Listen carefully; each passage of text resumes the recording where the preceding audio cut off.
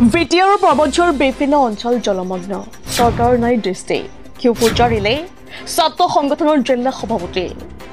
ৰাজ্যৰ উজনি অসমৰ শদিয়াৰ পৰা আৰম্ভ কৰি নামনি অসমৰ মানকাছৰ আৰু বিটিআৰ বিভিন্ন জিলাত যোৱা কেইদিনৰ পৰা ধাৰাসাৰ বৰষুণৰ ফলত নৈ উপনৈসমূহৰ পানী বৃদ্ধি পোৱাত ৰাস্তা ঘাট মথাউৰি উঠাই লৈ যোৱাতে হেজাৰ হেজাৰ বাসগৃহ জলমগ্ন হোৱাৰ ফলত আতংকিত হৈ পৰিছে বানাক্ৰান্ত জনতাই কেন্দ্ৰীয় ৰাজ্য চৰকাৰে ইতিমধ্যে বানাক্ৰান্ত অঞ্চললৈ মন্ত্ৰী বিধায়ক সাংসদ আৰু বিভাগীয় কৰ্তৃপক্ষক উপস্থিত হৈ পৰিস্থিতিৰ বুজ লৈ যাৱতীয় ব্যৱস্থা হাতত ল'বলৈ কটকটীয়া নিৰ্দেশ প্ৰদান কৰিছে বিভিন্ন জিলাত বানাক্ৰান্তলৈ ৰিলিফৰ ব্যৱস্থা কৰা পৰিলক্ষিত হৈছে আনকি বানাক্ৰান্ত জনসাধাৰণ পশুধনসমূহ নিৰাপত্তা স্থানলৈ স্থানান্তৰ কৰাও পৰিলক্ষিত হৈছে কিন্তু বিটিআৰ পৰ্বতৰ বানাক্ৰান্ত জনসাধাৰণক এতিয়াও চৰকাৰৰ ফালৰ পৰা কোনো ধৰণৰ সহায় আগবঢ়োৱা নাই বুলি এই অভিযোগ তুলিছে পৰ্বতঝৰা জিলা এবিএমছৰ সভাপতি সিদ্দিক আলী তালুকদাৰে লগতে ছাত্ৰনেতা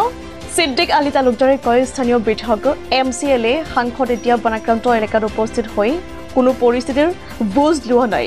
আপোনালোকৰ জৰিয়তে আমি ক'ব বিচাৰিছোঁ যে পৰ্বতঝৰা বৃহৎ অঞ্চল শান্তিপুৰ কাজিগাঁও লালঘাট বৰবিঠা আৰু খুটাবাগৰা শিলাৰপাৰ মদাতি এই অঞ্চলবোৰ ইতিমধ্যে পানীৰে সাধাৰণ ৰাইজ ককবকাই আছে আমি ইতিমধ্যে দেখিবলৈ পালোঁ চৰকাৰে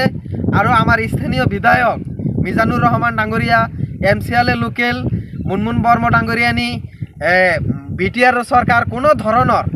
আমি সুবিধা ইতিমধ্যে দেখিবলৈ পোৱা নাই আমি ডিচি মহোদয়ক অনুৰোধ জনাইছোঁ কম সময়ৰ ভিতৰত চৰকাৰে গৰু ছাগলী ইত্যাদি সকলো বস্তুৰে ইতিমধ্যে কোনো ধৰণৰ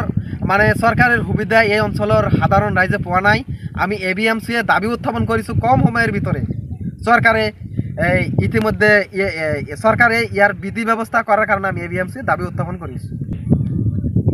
আসলতে আমি ক'বলৈ আজি বাধ্য হৈছোঁ যে যেতিয়া ইলেকশ্যন আৰু ইলেকশ্যনৰ অহাৰ সময়তে আমি বিভিন্ন ৰাজনৈতিক লিডাৰবিলাক আমি গাঁৱে ভূঞে আমি ফুৰিবলৈ দেখোঁ কিন্তু আজি এই দুৰ্যোগৰ সময়ত আমি আচৰিত হ'ব লগা হৈছে যে কোনো ধৰণৰ কোনো ৰাজনৈতিক বা কোনো প্ৰতিনিধি আজি এই অঞ্চলবোৰে আহিবলৈ সক্ষম নহ'ল আমি এই দুৰ্ভাগ্যজনক ক'ব লাগিব আমি এইখন চৰকাৰে বিটিআৰ চৰকাৰক বিনম্ৰভাৱে অনুৰোধ জনাইছোঁ কম সময়ৰ ভিতৰত এই অঞ্চলৰ ৰাইজৰ সহায় সহযোগিতা কৰিবলৈ মই আহ্বান জনাইছোঁ